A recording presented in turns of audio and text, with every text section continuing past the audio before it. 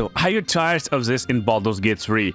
You just miss and miss and miss every turn. Yeah, maybe because your hit chance is 5%. So today me, Spot the King, came to rescue you, and you will no longer miss. Because today I will show you cool builds that will give you 100% hit chance. And just like that you can do easily critical hits.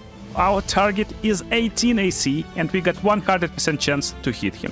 At first I thought to make just one single build, but we are approaching 10k subs. And I think Potato need to over-deliver for that. Thank you all guys, and let's go. And coolest part about all builds today is they will feel completely different roles. So you can make whole party with 100% hit chance. And for first build we are making warlock. And basically we're starting with a warlock with great old one subclass. And while yeah, you kinda can pick any race you like, I would recommend to stick with races that give you proficiency in medium armor. So it could be like shield dwarf for medium armor, it could be Githyanki. And today I'm making Githyanki. Yeah, I know you not like Githyanki, most of you, but this works for this build, and it's not set in stone. So for our first cantrips, of course, we're picking Eldritch Blast, Minor Illusion to start the game nicely, and we're getting Armor Forgeters and Hex, basically just to start the game. Background will be Soldier, and this will be front lane Warlock, so we will be in the front lane, that's why we need this little bit of strength. And for our abilities, we having this 10 strength, so we don't have this penalty when we're being shoved. We get Dexterity to 16 with +2 bonus, Constitution 14, we don't need Intelligence, some Wisdom, and Charisma to 16. Just like that, let's go. Actually, I designed these builds because I see a lot of rant in the comments that there's only misses in Baldur's Gate 3. So maybe your friend decided that he don't want to play this game because he always misses and can't play. Then you can just basically share this video with him and show him these builds so he can go explore this story, maybe with you, and have fun. So, as always, main idea of my builds is to have a lot of fun. And just after we started as Warlock, we're switching our class to Wizard. Instantly we're going into Wizard class. And because we got low intelligence, -1 intelligence actually, we can prepare only one spell at this level. And we basically don't care about our spells too much. All we need for this build is Long Strider and Shield. Just for now, so other spells, pick whatever you like, we don't care. Same goes for cantrips. We already got Eldritch Blast, you can pick Shocking Grasp for melee cantrip just to play around like this, but we need to go to level 3. So, level 3 Wizard, and we need to pick our subclass. Actually, game know where we're going, and we want to pick this Abjuration Wizard. That's Wizard who making protection spells. And just on level 3, our build is kinda ready because we get this Arcane Ward. And that's crazy, I will show you in a second. So just look at this laughable stuff. And yeah, you can adjust your stats and you can get like 8 Wisdom and 10 Intelligence. But just because we don't need any spells, basically, we can play like this. That's totally fine. We don't need a lot of prepared spells for this build. So you start your day with basically casting Long Strider on yourself, and on your allies it doesn't use any spell slot because it's ritual, and you're going into the battle. But just before the battle you need to use this Armor of Forgeters on yourself. And cool part. So we get this Arcane Ward. And this Arcane Ward blocks damage equal to its charges and then loses 1 charge. And our main idea is casting Abjuration spells will add charges equal to the level of the spell. So that's our main idea. Armor Forgeters is Abjuration spell. So that's like coolest part of this build. We're basically casting this spell on ourselves and we're getting this Arcane Ward and additional HP. So what's cool? You basically don't need to attack your enemies and you just wait while they attack you, just like that. they won't attack you. Look, most of the enemies will act like super crazy and stupid because they don't want to lose their lives, basically. They understand, and if they will attack you, they will basically die.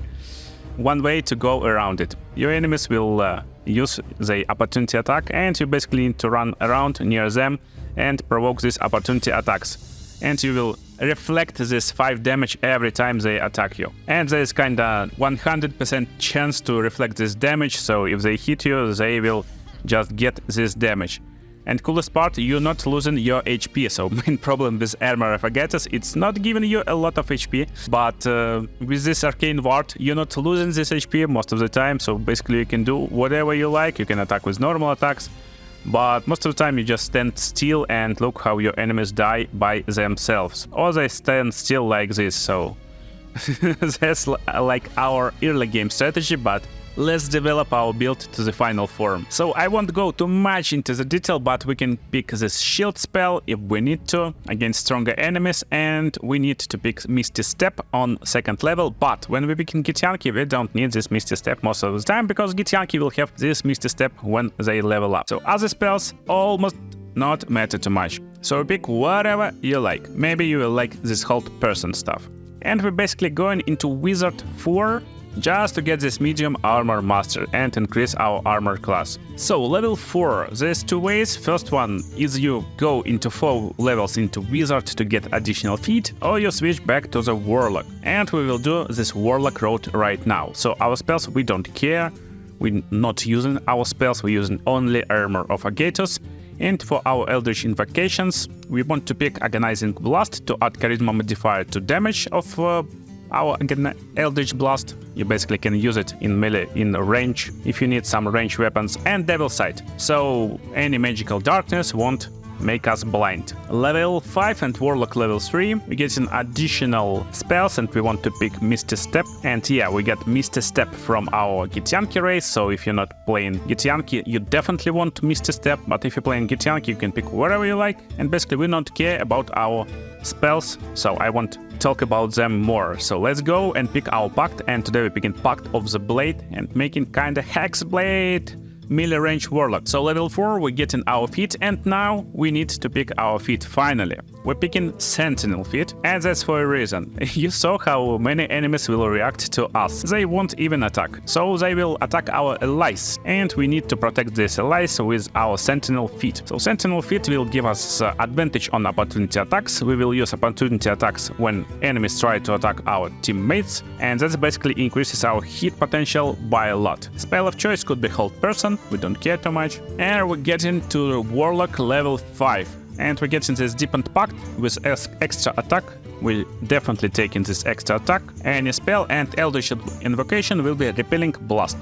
And now, when enemy finally attacks us, if attack misses, we get advantage against them for 1 turn. So that's like crazy stuff. Again, we're getting more advantage, more chances to hit them. And when you're picking spells, try to pick abjuration spells like Protection from Evil in Good. This will work.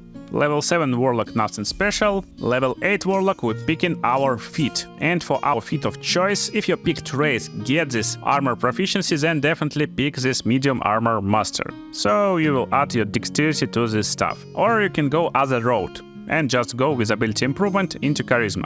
But I recommend picking one medium armor master actually. So now we won't get any useful stuff from our warlock, and we're finishing with our wizard to get last feat. And again, there's different ways you can go about this stuff. You can even forget about your dexterity to 16. You can add +2 into intelligence if you want.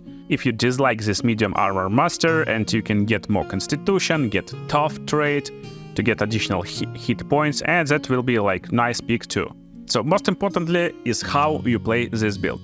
So first of all, get out all useless stuff from the panel. You won't use this anyway. We're starting with casting Long Strider on ourselves. We're starting with Protection from Evil and Good. Why not? Because we can. Level 1 spell slot. And Armor of Agathos with Warlock spell slot of level 4. Just like that. We're casting this, and we're getting this 20 additional hit points.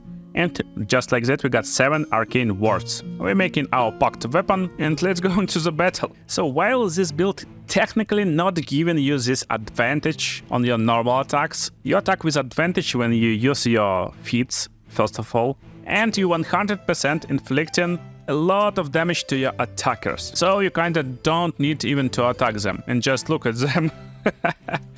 He's threatening me. And if they don't want to attack you, just do something like that. Just move away.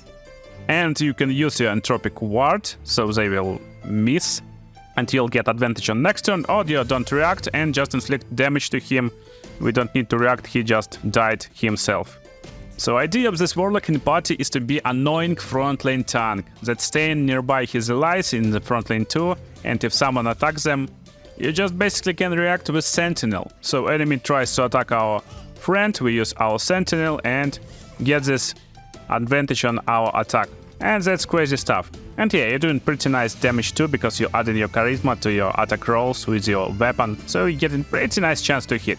Anyway, but this guy kinda not attacking, and you came here for an 100% hit chance. So this is it. That's another guy in our party, and as you can see, we're building paladin. So my race of choice will be elf, especially wood elf for higher movement speed, and elf to get this proficiency with long bow. Yeah, you heard me right. So we're picking wood elf, paladin, oath of devotion, background soldier, and we're getting this ability distribution. We're going dexterity based paladin with 10 into stage, 16 dexterity, 14 constitution, no intelligence, 10 wisdom, 16 charisma. Let's go. This build starts really simple. Basically picking our paladin oath of devotion and starting our play. We're picking our fighting style and we want to pick one of the two. If you want higher defense, you pick defense. If you want a little bit more damage, go with dueling. It doesn't matter too much for our build right now. For our spells of choice, we're going with Shield of Faith, Cure Wounds, and whatever you like. Searing Smite, everything will work. And our level 3. This action from Oath of Devotion, it's Sacred Weapon, and this will increase our hitting chance, and that's great. Additionally, on level 4 of Paladin, we get an additional feat, and our feat of choice will be, of course, just ability improvement. And we add into our dexterity, +1 to dexterity increases our hit chance again. And while we could skip to this level, we actually want to hit Paladin level 5. And from level 5, all we need is actually this magic weapon. Just like that. What and how this build works on level 5. So basically you need your weapon that you are proficient with that will scale with your dexterity. So for example, just Scimitar. And the Scimitar will take this proficiency.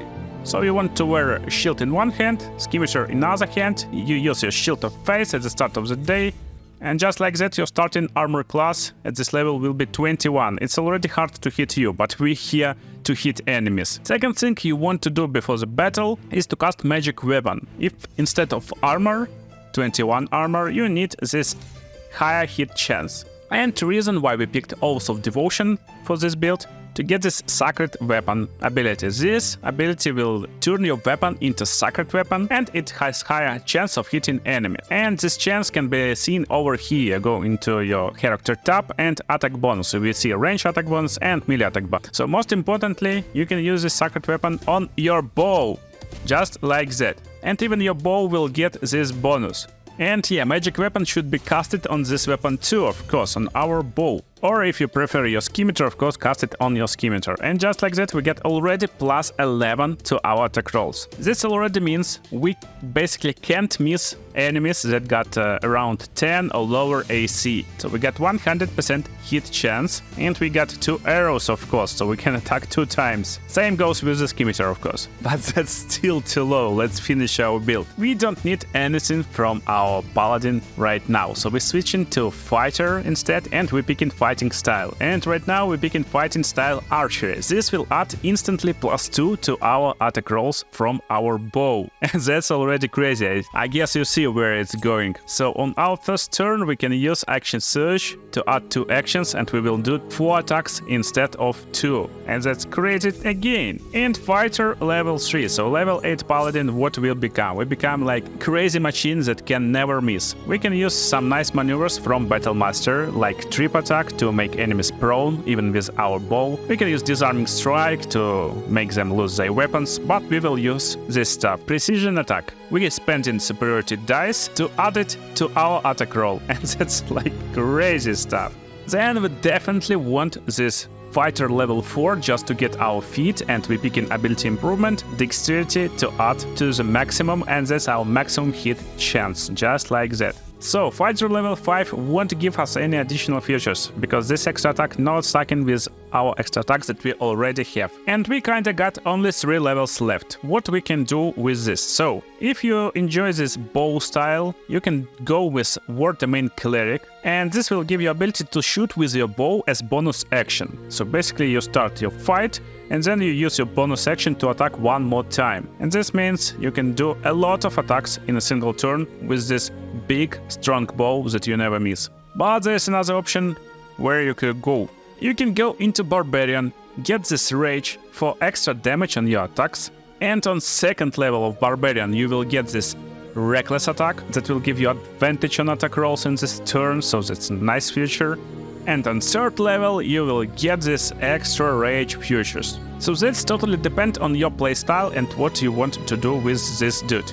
And because I'm potato who over-delivers always, I will show you both. So first one, magic weapon. And then we go in sacred weapon.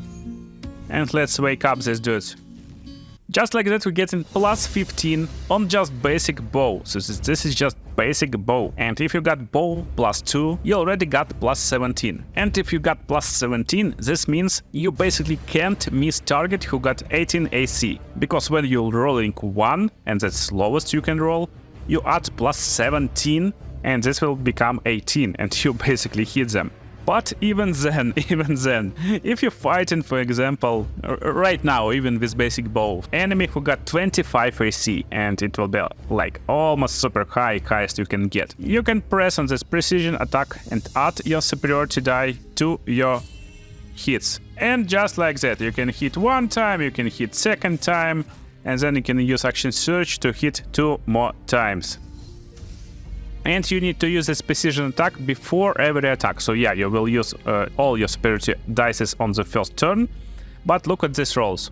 So we rolled 17, we get plus 1 from magic weapon, plus 4 proficiency, plus 2 archery, plus 2 precision attack, plus 3 sacred weapon, plus 5 dexterity modifier. And basically if our enemy got less than 34 armor class, we will hit him. Just like that. And just like that, look at our fight with speed potion turned on. So basically we attack with 100% chance to turn this dude, we attack 100% chance on this dude, and of course on this dude, and one more attack over here, and still we can use our action surge, and we got this 90% attack chance on this dude. And yeah, this dude is 18 AC. I remind you, it's like almost important to hit this target, but if we want to increase it even more, we got this superiority die stuff. Our target is 18 AC, and we got 100% chance to hit him. And we can use this disarming attack, so he will lose his weapon, and we can go and pick up his sword, just whatever you like. That's crazy. And if you pick the Barbarian, you first of all need to pick fighting style of dueling to increase your damage of melee attacks. Then you can go on the 3rd level into Berserker to get this Frenzied Strike. Because you got so high hit chance, you can use this Frenzied Strike as bonus action, and this will cause your hit chance to lower. But you got it so high, so you can definitely use this as your additional attack. Or you can pick Wild Magic and have fun in the late game. So, Magic Weapon, Sacred Weapon, and Potion of Speed. Let's do it. And basically start your fight with the Rage, of course. OMG, what's happening? So we get this Wild Magic. And that's one takeaway when you play in Barbarian. You will get -1 because you can't keep concentration on your magic weapon. Magic weapons gives you +1 damage and +1 to your attack rolls. But this requires concentration. But still, Barbarian is fun, and this -1 in the late game, it's like pretty okay. You already got this nice bonuses. And it works basically like this. You go and attack, and of course you're rolling first your reckless attack to gain advantage, and then you're hitting with advantage of 94%. And just like that, you can do easily critical hits, 4 attacks in a row, use action surge, 2 more attacks in a row, and that's basically, I guess, it. He's dying. Yeah, of course we're using our Divine Smite on these rolls, and that's crazy. But still, previous build, in my opinion, better with the bow and with the first version. So, if you like dual weapons, and basically melee weapons of course, then this build is for you. It will be gladiator build. So why we're starting with a rogue? Okay, our starting race doesn't matter at all. Pick whatever you like. Nice pick could be like any race, I just pick human for coolness. Background doesn't matter. Again, as melee class, soldier is nice for athletics checks. And for abilities you can do something like this, sleight of hand, stealth, a little bit acrobatics, perception, at maximum deception, just a little bit, just like this. So, ability points will go 10 into strength, 16 into dex, 16 constitution, 14 wisdom, and 10 in charisma. Just like that, we're ready to fight. But why we're this big guy and why I called him gladiator? Because that's not your typical rogue. We will go with dual wield, scimitars, or any other weapon that you're proficient with and that will add your dexterity modifier to your damage basically. So this should be versatile weapons, and at first as human, we're not proficient with scimitars, so we can go with short sword. And basically we're starting as rogue, we're getting these actions, we're trying to attack from the sneaky positions to get advantage on targets and have more chances to hit them, and then on level 3 we're picking subclass. We're going with Assassin, and Assassin gives us advantage on attack rolls against targets who not taken a turn yet. As high dexterity guy, we will have this nice ability to attack first most of the time. And any successful attack against surprised creatures is critical hit, that's nice. And we're getting back our actions and bonus actions at the start of the combat. And we're going to level 4 just to get our feat and increase our dexterity to 18, just like that. And after that we're totally forgetting our role. And we're switching into champion. Fighter. Fighting style of course will be 2-weapon fighting. So we can add our dexterity to our second attack. Next up we're getting more levels in fighter for action surge. Then we're getting more levels in fighter. While we can pick battle master, same as previous one, to add 10 to our attack rolls, we're picking champion this time, just to get this additional critical hits strikes. Improved critical hits. And yeah, another cool race for this type of build could be orc. Half orc is increased critical strikes, and we will do a lot of critical strikes with this build. So on level 8 we can pick additional feat, and we're picking one more dexterity improvement just right now. And now we're picking fighter for extra attack, of course. Getting this extra attack is very important, and that's why we're finishing with fighter level 6. Fighter is only class that gets additional feat on level 6. So we can go and get our last feat. It will be dual wielder, and we will get additional +1 armor class to our armor class when we get into weapons in each hand. So that's like cool stuff.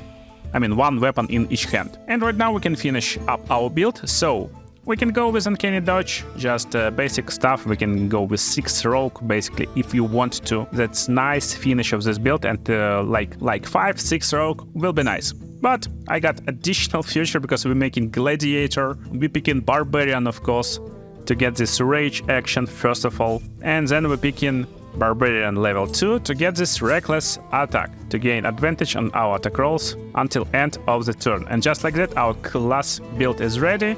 So let me show you how to play this dude. So because we picked fighter right now, we're proficient with the scimitars, and I recommend turning this stuff off, because when there's 2 weapons here, you will always attack with 2 weapons. Just 1, 2, and second weapon will be your offhand attack, so you will anyway lose this bonus action, so always turn it off. So as assassin, you will act first most of the time, and everyone who you're facing, if they not made a turn yet, you will have advantage against them. So basically what you want to do is to just turn your rage on, just like that, and get to the target. OMG.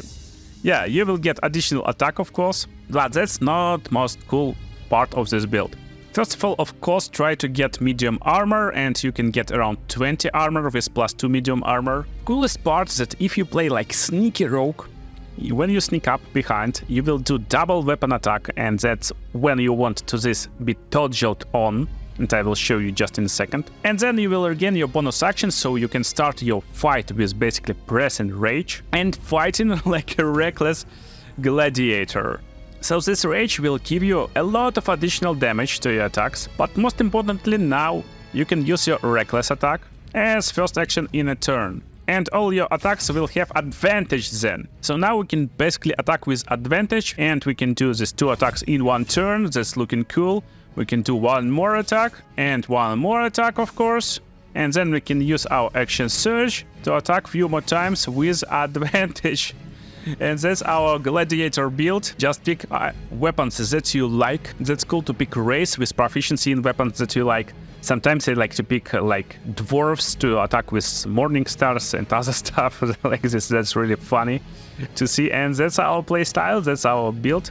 Yeah, by the way, if you want to do jump higher, shove higher, throw more, instead of 14 wisdom, get 14 strength, of course. This wisdom is good for protection stuff, like protection from wisdom saving throws, and perception saving throw, and perception skill checks from rogue. But strength is totally viable. So how this reckless, stealthy gladiator looks like in a battle, just like that. Look, you start up with sneaky attack on him, sneaky attack, just like that, and he dead. And as assassin rogue, we getting back all our actions at the start of the fight. So basically we getting back our bonus action, and we can rage as I told you, and we got all our actions. If you're asking why I got 2 actions, because I drank speed potion, and right now we can go and do reckless attack, but we don't need to do reckless attack actually, because we got advantage on this turn from our assassin feat. And as you can see, 14 AC enemy, it's not too high, but it's pretty reasonable. We got 96% chance to hit, so basically it's almost impossible not to hit this dude, just like that. But all previous classes is martial arts classes, so basically you're attacking with your weapons and other stuff. What to do if you would like to play wizards? So I present you him. Yeah, my dwarven sorcerer. Okay, this dude will have 100% hit chance and do a lot of damage. So when we're making this build, we want some race with proficiency in medium armor again. We want like as much armor as possible with this build. So dwarven race is nice. Basically shield dwarf will work. Our class is sorcerer. Cantrips for early game, just not to lose. Early big shocking grasp, firebolt, range cantrip, melee cantrip, some utility stuff. For our spells we pick in magic missile and shield. Our subclass will be Draconic Bloodline, and we get this Draconic Resilience, nice early game start, and our hit point maximum increases by 1 for each sorcerer level. So it's nice, we get an additional hit point. Our Dragon Ancestor is a really important pick. We pick in Dragon Ancestor White, and our background, we don't care, just pick whatever you like. Same for skills, pick whatever you like. Abilities, we go 0 into strength, 16 into dexterity, 16 into constitution, 10 intelligence, 10 wisdom, and 14 in charisma. Charisma is our main primary ability to increase our spell casting capability. But when we get in this 100% chance to hit, we don't need this charisma actually. That's why we're not picking a lot of charisma with this build. We instead focusing on our armor and hit points. So let's go and I show you the build. So for this build, we basically can do 2 ways, but first of all, we're starting with 8 levels in Sorcerer. Our spells not matter at all, I will tell you only important ones. Meta magic, we can use twin spell, we can use distant spell for now, but later we won't use them. Level 3, get Misty Step, that's nice spell to have, and Quicken Spell, just in case you need to cast some spells with your bonus action. So as sorcerer at these levels, most of the time you will have this like 6 spell slots, 4 spell slots of first level, 2 spell slots of second level, and that means you can cast 6 magic missiles in one fight. And that's pretty enough, because that's like single spell that don't require you to use any type of attack roll or other saving throws for enemies. This means like magic missile hits 100% of the chance no matter what you're doing, but I will show you how to optimize this build to inflict a lot of damage with this simple but yet effective spell. And we picked this white dragon to get this armor of Aketus, of course, so basically you can cast it before the fight at the start of the day, and everyone who attacks you will be inflicted with cold damage, same as our first build. So magic missile, if you are casted and upcasted, every level will give additional missiles.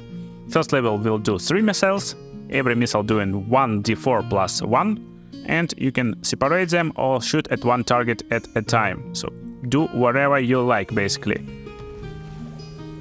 If you're not satisfied with the result, you can use your Quicken Spell and cast it as bonus action one time in the battle. And just like that, you cast it at the first turn to time spell that is second spell slot level. And you can cast 4 more spells. Just like that, it's pretty enough for playing this wizard on level 3.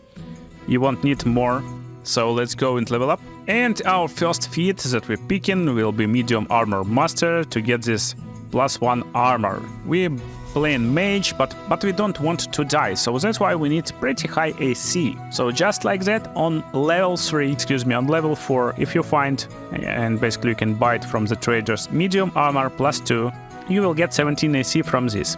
And then you get +3 from dexterity. And just like that, you will be wizard with 20 AC at level 4. It will be impossible to kill you, impossible to even inflict damage to you, and that's crazy. So we continue our sorcerer journey. Again, spells don't matter, you can pick some like protection stuff, but one important spell on level 5. It's Haste. Haste, it's like Ocean of Speed, give you additional action. Level 6, nothing matter, maybe you sometime need protection from energy instead of Haste, you can pick this. Level 7, we got level 4 spells, pick whatever you like, we don't care. Level 8 gets us additional feat, again, we don't care about spells, pick whatever you like. Why we don't care about this, I will tell you just in a second. Feat, we can basically pick tough feat, and this will increase our hit points even more. So right now we will have 82 hit points on level 8, and that's crazy. It's like a lot of hit points. So we can continue as the sorcerer and basically finish at level 12 easily, or we can go into Abjuration Wizard. And Abjuration Wizard will be kind of the same as our sorcerer, because our sorcerer won't get too much feats from bonus levels. So why better Abjuration Wizard? I mean, why to pick him? And you need 4 levels in this wizard. To get this protective ward, and when you cast your spells, you will get this upcasted ward, and it will be very strong. So that's nice subclass. Or you can go into sorcerer to get more sorcery points. I will show you just for fun this wizard finishing build. So for spells as wizard, just pick Long Strider. 2nd level, get this Abjuration subclass. Pick whatever spells you like. 3rd level, pick whatever you like, we don't care. And last 12th level of our character with 4th level of wizard, we're picking our last feat, and we can add +2 into constitution to finish at 130 hit points. Another good feat can be Warcaster to keep our concentration better, so we don't lose this Haste effect. So pick whatever you like from these 2 options. You get some spells, some cantrips, we don't care, and let me show you how this dude looks in the late game.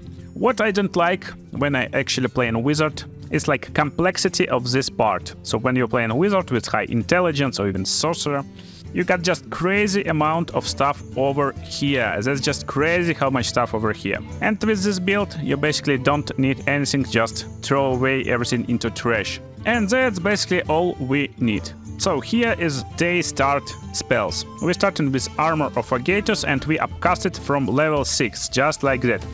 This will give us additional arcane ward charges. That's crazy. This will give us additional 30 hit points, and we will reflect damage if someone will try to attack us and inflict damage. It will be hard with our armor class. Long Strider, it's ritual, so always cast it on yourself and your allies. Then we're starting to create our sorcery points from level 4 spell slots, just like that. We're using all level 4 spell slots, we don't need them, and we're creating sorcery points as much as possibly can. And then let's analyze our magic missile. It's doing 6 to 15 damage from level 1. Nice, but not enough actually. 8 to 20 from level 2. Pretty reasonable. And 10 to 25 from level 3. While it can sound like it's not too much, doing 2 or even 3 spells in one turn can result in 75 damage, and that's really insane even in the late game. Just look at us, we are like most fat characters that possibly can be. It's 160 hit points, and we can be dead just in 2 turns with this type of wizard. So that's why our main focus will be on level 3 spell slots. But that's not it. First of all, let's create this stuff. So we got 20 sorcery points, and when we're creating our spell slots of level 3, it requires you 5 sorcery points. And basically we can add 4 more spell slots of this level. And you can do it like this, and this will give you a lot of spells with a lot of damage.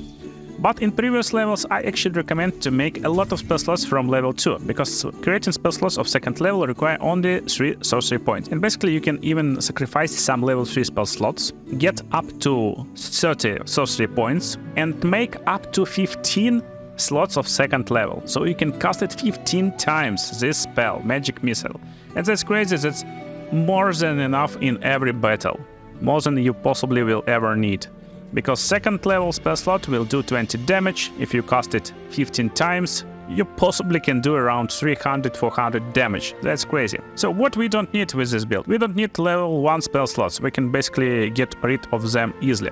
We can get rid of 1 spell slot from level 2, because we can use this arcane recovery from wizard to create 1 more spell slot of level 2, and can get rid 1 more time from this spell slot.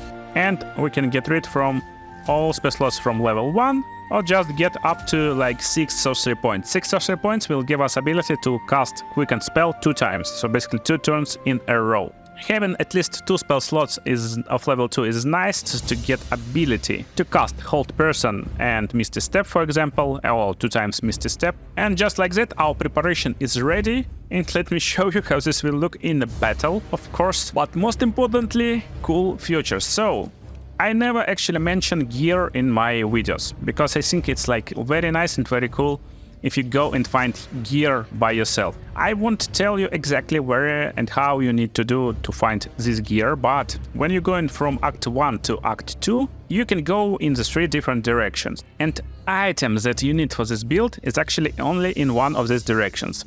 It's called Underdark, so make sure to go to Underdark and find every trader that you possibly can, and you will find this item. So this item called Psychic Spark, and it's basically amulet. This item shoots additional dart whenever you cast magic missile. So this means when you're casting it on level 1, it will inflict kinda same damage as level 2 spell.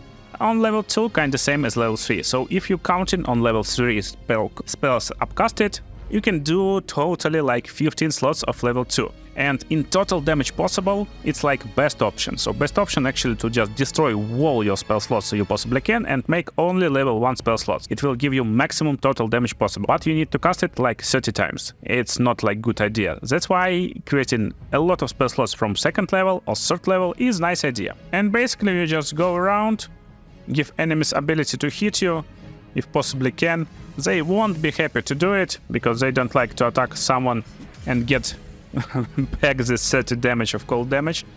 And yeah, while you're running around in this heavy armor, you can go wherever you like. You don't need to think about positioning with your mage, you just run around. And while you play a normal mage, you need to think like, oh, if I'm coming too nearby of my enemy, possibly my firebolt will have disadvantage because I'm nearby. I need to think where to stand. Not this time. Your magic missile always hit 100% of the time. If you upcast it to level 3, your magic missile will fire 6 projectiles just like that, and it will inflict up to 30 damage, and that's like crazy stuff. And if upcasted with level 5 spell slot, it will do up to 40 damage. Even 2 times is pretty much enough for many creatures if you're attacking with 100% chance. Half the spell gives you movement speed, so you can go in the best position where you like.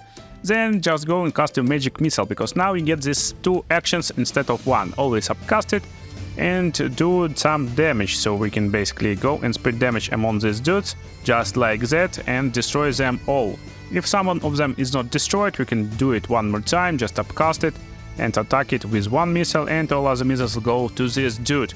And if that's not enough and you want more missiles on this turn, you can basically go and use this Metamagic weakened spell for magic missile 1 more time. Upcast it, of course, to the best possible spell slot level, and just shoot like this, like minigun dwarf or magic minigun dwarf, however you like. So again, while damage not looking that great, actually look, his HP right now is 95, we will upcast it to level 5, cast all our projectiles, and just like that, his HP right now is 69. You probably could miss a lot of attacks on him, and with this mage you never lose these attacks on him, and you can continue casting and upcasting as much as you possibly need. And yeah, it was just 1 attack, that was 2nd, so just in 2 attacks he lost 50 HP. And again, you can use the quicken spell 1 more time, do it 1 more time. And that's crazy how much damage this mage actually doing. While this not looking too great, it's doing really nice damage. I hope these builds will help you or your friends to never miss in Baldur's Gate 3. And never miss cool videos that is on the screen right now. Subscribe and see you in the next videos, guys.